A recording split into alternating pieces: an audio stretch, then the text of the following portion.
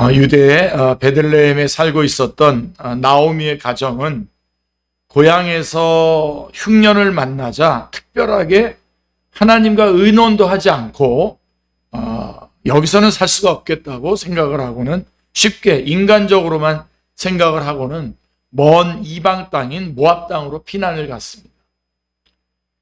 자, 그러나 이민 생활에서 사랑하는 가족들을 잃어버리고 가장을 잃어버리는 비극을 만나는 등 어려움을 겪었습니다.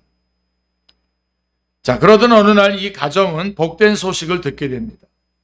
6절 말씀을 보시면 그가 모압 지방에 있어서 여호와께서 자기 백성을 돌보시사 그들에게 양식을 주셨다 함을 들었으므로 이에 두 자부와 함께 일어나 모압 지방으로 돌아오려 하여 이렇게 되어 있습니다. 우리 충현영 기자님이 특별히 노란 색깔로 이렇게 칠해준 그 부분을 여러분 주목해 보시길 바랍니다.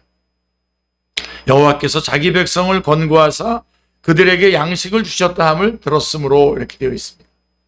나오미는 여호와께서 자기 백성을 권고하셨다는 겁니다. 자기 백성을 권고하사 그들에게 양식을 주셨다 함을 들었습니다. 나오미는 이방 땅에서의 10년의 세월을 역경 속에서 보내고는 마침내 하나님의 역사를 보는 안목이 생겼습니다. 자, 나오미는 그냥 전과 같이 고향 땅에 풍년이 왔다, 더 데려가자, 살만하게 되었다가 아니라 여호와께서 자기 백성을 권고하셨다라고 말씀하고 있습니다. 이런 것을 볼 수 있는 그런 안목이 생긴 것이죠. 얼마나 중요한 변화입니까? 고난의 세월이 그에게 하나님의 역사를 보는 안목을 갖게 해 주었습니다. 이 부분은 욥기 23장 10절에 보면 그가 나를 단련하신 후에 내가 정금같이 나오리라 라고 한 욥의 고백과 같이 고난의 유익을 확인하는 대목입니다. 고난받는 것이 내게 유익이라고 했던 시편 119편 71절의 말씀이 여기서 확인이 되는 것이죠. 10년의 세월 동안 하나님의 역사를 보는 안목을 갖게 된 거죠. 자, 우리 오늘 말씀에는 세 가지 선택이 나오는데요. 자, 우리는 오늘 바른 선택을 하자고 지금 오늘 말씀의 제목을 삼았습니다. 자, 제일 먼저 나오미는 돌아가기로 결정을 합니다. 다시 돌아가기로. 지난날의 잘못을 돌이키고 하나님의 땅으로 돌아가기로 결정을 합니다. 항상 이 돌이킬 때에는 그 원래 자리로 돌아가는 것이 맞죠. 자, 이런 과정에서 남은 세 사람은 선택의 기로에 직면하게 됩니다. 자, 이때에 나오미와 오르바와 룻이 보여준 선택은 오늘날 여러 가지 삶의 기로에서 현대인들 그리고 현대의 그리스도인들 성도들이 취하는 전형적인 선택의 본보기라고 할 수가 있습니다. 이들의 선택을 보면서 바른 선택의 중요성을 깊이 확인하는 기회가 되시기를 기도합니다. 자, 첫 번째 나오미의 선택입니다. 나오미는 남편이 죽은 후에 자부들을 이끌고 고향 유대 땅으로 이제 돌아오기로 결단을 하면서 자기의 두 자부에게 선택의 자유를 제공해 줍니다.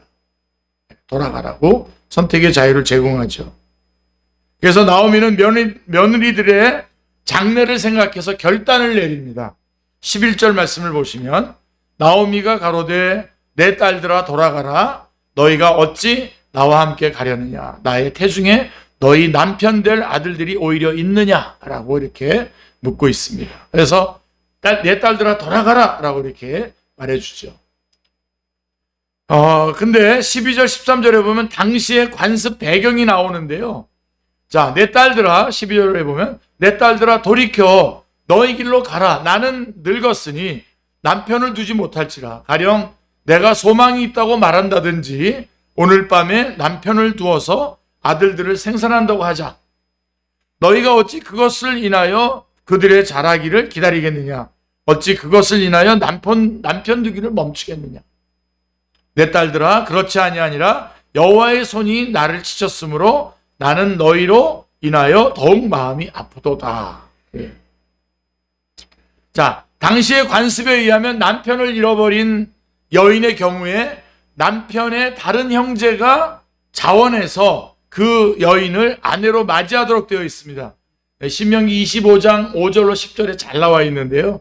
형수 취수제라고 하죠. 자, 여인들에게 특별한 사회적 보장이 없었던 때에 하나님께서 일시적으로 허용하셨던 여성들의 보호 방편이요, 가계를 잇게 하는 승계 방편이었다고 할 수가 있는 관습입니다. 자, 그런데 나오미는 두 아들을 다 잃었기 때문에 그가 다시 출가해서 아들을 낳아서 이 여인들로 남편을 맡게 하기에는 너무나 오랜 시간이 필요했던 거죠. 이제 남편을 맞이해서 애를 낳고 그 애가 자라서 이제 이 결혼을 해야 되는 겁니다. 형들의 결혼을 해야 되니까 시간이 너무 오래 걸리죠. 그게 11절부터 13절의 내용입니다. 그래서 나오미는 자부들을 생각해서 그들에게 선택하게 하였습니다. 자, 두 자부를 고향에 두려고 하는 나오미의 선택은 인간적이고 육신적인 선택입니다. 이 선택은 인간적으로는 아주 잘한 선택입니다. 쿨한 선택이죠. 그렇죠? 아주 이타적입니다. 자, 그런데요, 신앙적으로는 대단히 잘못된 선택입니다. 우리 이런 경우가 많습니다. 그렇죠? 세상적으로는 쿨하고 이타적이고 그럴듯하고 괜찮은 선택인데 하나님의 입장, 신앙적으로 볼 때에는 대단히 잘못된 선택이 있죠. 자, 왜냐하면 그들은 옛날 우상 숭배의 신앙으로 돌아가도록 하는 결과를 초래하기 때문입니다. 그게 15절에 정확하게 말씀이 나와 있어요. 15절 말씀에 보면 나오미가 또 가로되 보라, 내 동서는 그 백성과 그 신에게로 돌아가나니 너도 동서를 따라 돌아가라, 이렇게 말씀하고 있습니다. 그 신에게로 돌아갔다는 겁니다. 나오미는 육신적인 선택을 했습니다. 나오미가 며느리들의 육신의 행복을 생각한 것은 잘한 일입니다. 그러나 그 육신의 행복보다 훨씬 더 중요한 영혼의 행복에 대해서는 생각하지 않았습니다. 나오미의 선택은 하나님을 신뢰함으로 하나님의 자녀가 되어 그 영혼을 소유하는, 영혼의 행복을 도모하는 것과는 아무런 상관이 없는 선택이었습니다. 자, 자녀들이 교회에 나가는 것을 보고 교회는 이 다음에 어른 되어서 나가도 괜찮으니까 지금은 공부해라 라고 이렇게 말하는 부모님들이 꽤나 많습니다. 자녀의 장래를 생각하는 슬기로운 부모의 관심으로 여겨집니다. 그러나 이것은 바로 나오미의 선택과 같습니다. 나오미의 선택과 같은 것입니다.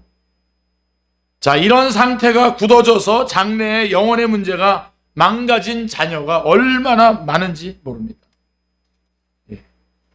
저에게는 하나님이 주신 귀한 아들이 하나 있습니다. 여러분들도 잘 아시죠? 이 아들이 중고등부 시절을 보내고 있을 때에 학교에서 시험을 보는 기간이었어요. 제가 저희 아들이 수요 예배에 가려고 준비를 하고 있었어요. 그래서 제가 야, 오늘은 시험 공부하고 수요 예배는 다음에 와라 했어요.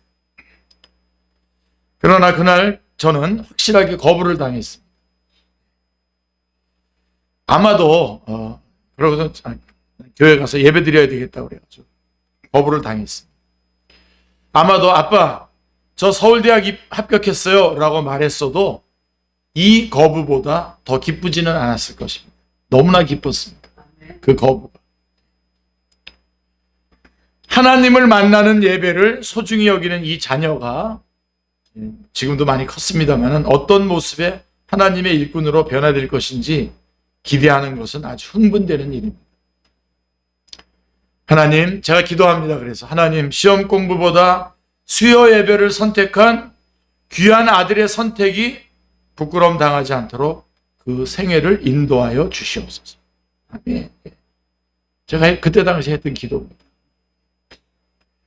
모든 선택은 가치의 문제요, 우선순위의 문제입니다.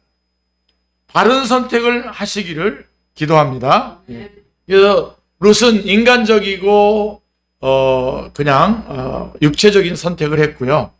두 번째로 오르바입니다. 오르바는 결국 시므온 나오미와 작별하고 자기 고향인 모압 땅으로 되돌아갔습니다. 14절 말씀해 보시면 그들이 소리를 높여 다시 울더니 오르바하고 룻이 같이 울더니 오르바는 그 시므에게 입맞추되 룻은 그를 붙여찾더라 이렇게 되어 있습니다. 그러니까 오르바는 7절을 보면 사실 얼마 동안 시어머니를 따라서 유대 땅으로 이렇게 걸음을 옮겨가고 있었어요.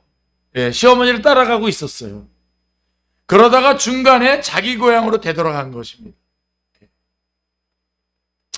오르바의 선택의 경우는 하나님께 가까이 나아오다가 되돌아서 우상에게로 간 사람들의 경우와 같습니다. 자, 어떤 동기로 교회에 출석하고 신앙에 대해 관심도 가졌지만 중간에 어려운 일이 생기자 포기하고 전혀 믿지 않았던 상태로 되돌아가는 것과 같습니다. 이것은 예수님보다 다른 것에 대한 관심이 더 많기 때문입니다. 여러분 기억나십니까? 디모데 후서에 보면 4장에 보면 사도 바울이 디모데에게 전해주는 말 가운데에 다음과 같은 것이 있습니다. 10절 말씀에 보면 데마는 이 세상을 사랑하여 나를 버리고 데살로니가로 갔고 라고 이렇게 되어 있습니다. 사도 바울은 데마가 세상을 사랑하여 자기를 버렸다고 했습니다. 자, 데마가 사도 바울과 함께 전도 여행 도중에 자기 고향 데살로니가로 되돌아가려고 결심한 이유가 무엇이었겠습니까? 데마는 주님께 대한 애정과 관심보다 세상에 대한 욕망과 관심이 더 컸습니다. 우리 이런 위험수위에서 지금 신앙생활이라고 할 수 있을까요? 교회 생활하는 사람들이 꽤 많이 있습니다. 오르바의 선택이 바로 이와 같은 선택입니다. 오르바도 데마처럼 미지의 유대 땅보다는 자기에게 익숙한 모압 땅에서 지내는 것이 더 편리한 삶을 제공할 것이라고 하는 실용주의적인 동기에 사로잡혔던 것입니다. 그래서 이 오르바의 선택은 마태복음 13장에 씨 뿌리는 비유에 나오는 4개의 밭 중에서 돌밭에 떨어진 씨와도 같습니다. 여러분 우리 지난 금요일 날 우리 전사님께서 말씀해 주셨는데 우리 신자들은 옥토가 신자의 밭입니다. 그렇죠? 예. 그 나머지 밭들은 돌 아닙니다. 그렇죠? 바로 이 씨 뿌리는 비유에 나오는 이 오르바의 선택은 돌짝밭에 떨어진 씨앗과 같아가지고 잠깐 동안은 그런 듯 하는 것 같지만 뭔가 영향을 받아서 신앙으로 나오는 것 같지만 금방 어려운 일이 생기자 실리적인 쪽을 선택을 하는 거죠. 자, 그가 선택한 신앙으로 인하여 환난이나 어려움이 찾아오면 신앙을 포기하는 사람입니다. 맨 처음부터 뿌리가 없었던 거겠죠? 참된 신앙은 끝까지 견디는 신앙입니다. 끝까지 견디는 신앙. 여기 정말 우레와 같은 아멘이 나와야 됩니다. 우리 축제교회, 특별히 제가 여러분, 지향하고 있는 그런 우리 성도들의 자세는 인내입니다. 견디는 것. 끝까지 견디는 것. 묵묵히 견디는 것. 참된 신앙은 최종 구원에 이르게 되어 있습니다. 최종 구원에 이르는 신앙입니다. 오르바의 선택은 실용적인 선택입니다. 그는 진리를 선택했습니다. 그러나 그는 영원히 하나님의 은총 밖으로 밀려났습니다. 15절 말씀해 보세요. 나오미가 또 가로되 보라 내 동서는 그 백성과 그 신에게로 돌아가나니 너도 동서를 따라 돌아가라. 이렇게 되어 있어요. 그 신에게로 돌아갔다라고 말씀하고 있습니다. 끔찍한 이야기입니다. 자, 그래서 나오미는 육신적이고 인간적인 선택을 했고요. 오르바는 실용적인 선택을 했습니다. 자, 그러면 오늘 우리가 룻의 선택을 한번 살펴보면서 다른 선택이 어떤 것인지를 한번 보시겠습니다. 룻은 신앙적인 선택을 했습니다. 신앙적인 선택을 했습니다. 시어머니 나오미를 따라가면 다시는 제가할 희망도 없어지고 더군다나 이방 여인이기 때문에 유대 땅에 가면 괄시를 받는다라고 하는 것 뭐 다 예상할 수 있는데도 보내보는 선택을 하였습니다. 오늘 이 말씀이 여러분을 아주 찌르시길 바랍니다. 그래서 룻은 실용적인 선택보다는 당위의 선택, 즉 도덕적 선택의 길을 취했습니다. 룻은 이게 나에게 이익이 될 것인가 불이익일 것인가 보다도 이것이 마땅히 취해야 할 도리인가 아니면 취하면 안 될 도리인가를 기준으로 결정을 한 것입니다. 의외로 여러분 신앙생활을 하는 그리스도인들 안에서도 이런 어떤 마땅히 취해야 될 도리에 대해서 잘 모르고 대처하시는 분들이 참 많더라고요. 물론 뭐 그런저런 사람들이 다 모이는 것이 교회이기도 합니다만은, 그러나 어쨌든 이 룻은 나에게 이것이 이익일 것인가 불이익일 것인가 보다도 이것이 마땅히 취해야 할 도리인가 아닌가, 취하면 안 될 도리인가 라고 하는 기준으로 결정을 한 것입니다. 여러분, 실용주의라고 하는 것은 일에 대한 도덕적 정당성을 묻지 않습니다. 여러분, 어떤 면에서 때때로 이 실용주의는 기독교의 최대의 적일 수가 있습니다. 이 실용주의는요, 사람을 사귀어도 자기 이익을 중심으로 사람에게 접근하고 그 이익을 성취하는 수단으로 사람을 사깁니다. 사람을 수단으로 보는 거예요. 이것은 완전히 이기주의입니다. 이 실용주의는 데이트를 해도 내가 외롭다라고 하는 것이 데이트의 동기이고, 데이트는 나의 외로움을 체험받는 수단입니다. 그러니까 저 사람은 수단인 거예요. 나를 위한 수단인 거예요. 그러니 그게 제대로 되겠습니까? 우리는 보다 위대한 가치를 위하여 정당한 선택, 도덕적 선택을 하면서 인생을 살고 있습니까? 하나님이 이 일을 기뻐하실까? 이것이 성경적으로 정당한 것일까? 정당한 선택일까? 라고 묻고 우리는 움직이고 있습니까?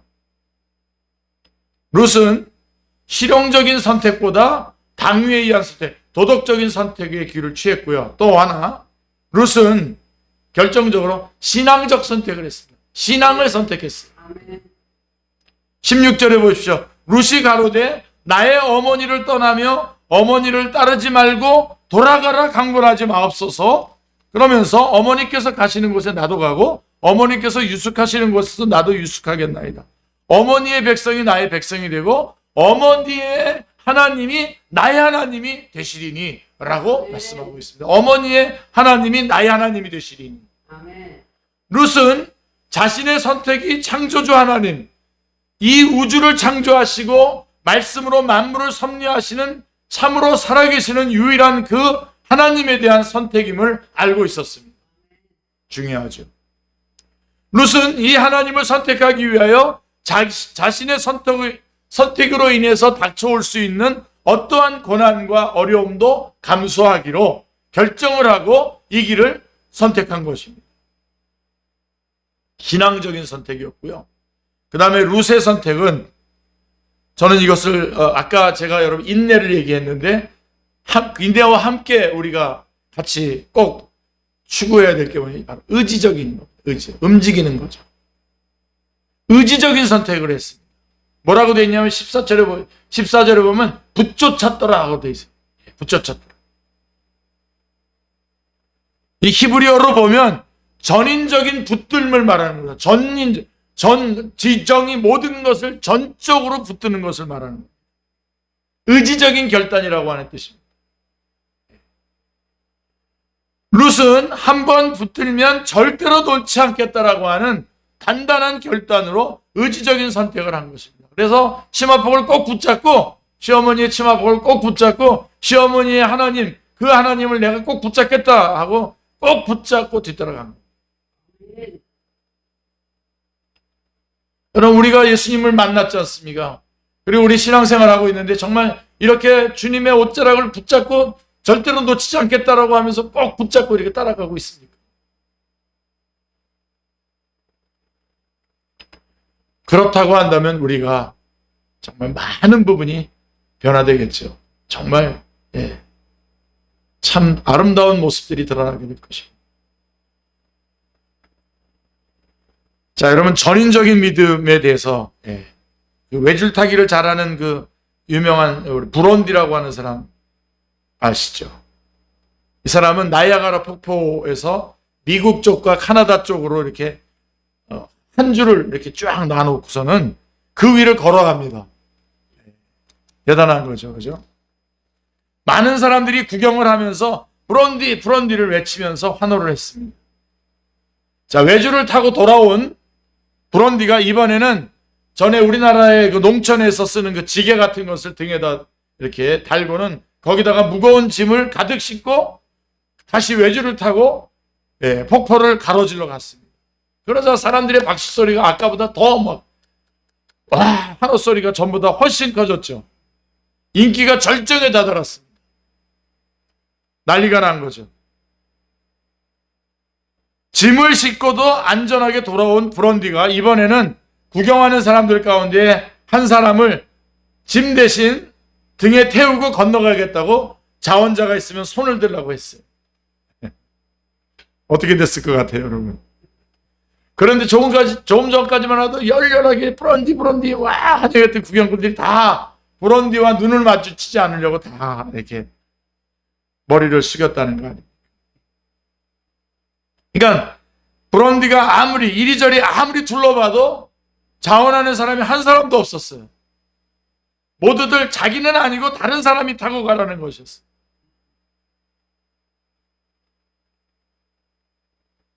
사랑하는 성도님들, 우리의 신앙도 바로 여기에 멈춰서 있는 것이 아닌가 늘 안타깝게 생각합니다. 우리는 예수님께서 십자가에 달려 돌아가신 사실을 지적으로 알고 있습니다. 알아야 됩니다. 그리고 지적으로 알고 있습니다. 그리고 그 사실로 인해서 감정이 북받쳐 눈물을 흘리기도 하고 감격하여 주님을 찬양하기도 합니다. 그러나 실제로 십자가를 지고 주님을 따르라고 하는 명령에는 모두가 머리를 숙이고 누군가가 먼저 결단하기를 기다리면서 머뭇거리고 있는 것입니다. 교회에서 이렇게 일을 진행하다 보면 바로 이 부분에서 딱 막혀가지고 전진을 하지 못합니다.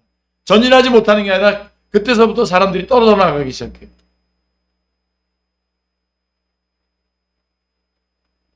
우리 주님은 의지적인 결단이 있는 전인적인 믿음을 보기를 원하십니다. 마태복음 16장 24절에 이에 예수께서 제자들에게 이르시되 아무든지 나를 따라오려거든 자기를 부인하고 자기 십자가를 지고 나를 쫓을 것이니라 라고 말씀하고 있습니다. 룻은 바로 이런 의지적인 선택을 한 것입니다. 붙쫓았더라.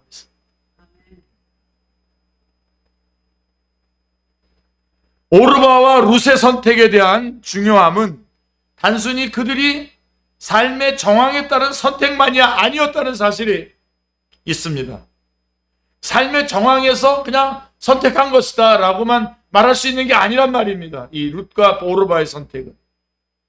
궁극적으로 그들의 선택은 하나님이냐 우상이냐, 하나님과 우상 사이에서의 선택이었던 것입니다. 오르바는 우상을 선택했고 룻은 하나님을 선택했습니다. 여호수아는 그의 유언적 고별 메시지에서 다음과 같이 말했습니다. 여호수아서 24장 15절 말씀해 보시면 만일 여호와를 섬기는 것이 너희에게 좋지 않게 보이거든 너희 열조가 강 저편에서 섬기던 신이든지 혹 너희의 거하는 땅 아모리 사람의 신이든지 너희의 섬길 자를 오늘날 택하라. 오직 나와 내 집은 여호와를 섬기겠노라 라고 선포하고 있는 것입니다. 여호수아는 여호와 하나님을 선택했습니다. 창세기 13장에는 아브라함과 롯, 여기서는 이건 롯이죠. 아브라함과 롯의 선택이 비교되어 나옵니다. 8절로 13절, 창세기 13장 8절로 13절을 읽어보면요. 아브라함이 롯에게 이르되 우리는 한 골육이라 나나 너나 내 목자나 서로 다투게 하지 말라. 내 앞에 온 땅이 있지 아니하냐? 나를 떠나라. 내가 좌하면 나는 우하고 내가 우하면 나는 좌하리. 이에 롯이 눈을 들어 요단들을 바라본즉 소알까지 온 땅에 물이 넉넉하니 여호와께서 소돔과 고모라를 멸하시기 전이었는 고로 여호와의 동산 같고 애굽 땅과 같았더라. 그러므로 롯이 요단 온 뜰을 택하고 동으로 옮기니 그들이 서로 떠난지라. 아브라함은 가나안 땅에 거하였고 롯은 평지 성읍들에 머무르며 그 장막을 옮겨 소돔까지 이르렀더라. 소돔 사람은 악하여 여호와 앞에 큰 죄인이었더라. 이렇게 되어 있습니다. 아브라함은 믿음에 의한 성숙한 선택을 했습니다. 너가 우하면 내가 좌하고 내가 좌하면 내가 우하고 싸울 것이 아니다. 싸울 문제가 아니다. 여러분 지난번에 말씀했던 것처럼 좋은 것들은 우리가 다퉈서 우리가 막 요구해서 막 끌어당겨서 얻을 수 있는 게 아니라 빛들의 아버지로부터 내려오는 거죠. 하나님께로부터. 그래서 아브라함은 하나님을 선택한 거예요. 창세기 13장 15절 이하에 보면 믿음의 선택을 한 아브라함에게 하나님께서는 엄청난 은혜를 베푸십니다. 이 은혜를 마음껏 받아 누리시기를 기도합니다. 기도하겠습니다. 하나님 아버지, 오늘도 저희들을 주님의 말씀의 자리로 불러주시고 말씀하여 주셨사오니 하나님 감사합니다. 다른 선택을 하여 하나님의 온전하신 자리에 룻과 같이 그 모든 일들 가운데에 하나님으로부터 귀한 은혜를 받는, 인도하심을 받는 복된 선택의 자리에 저희들도 설 수 있도록 저희들을 인도하여 주시옵소서. 감사드리오며 주 예수 그리스도의 이름으로 기도드리옵나이다.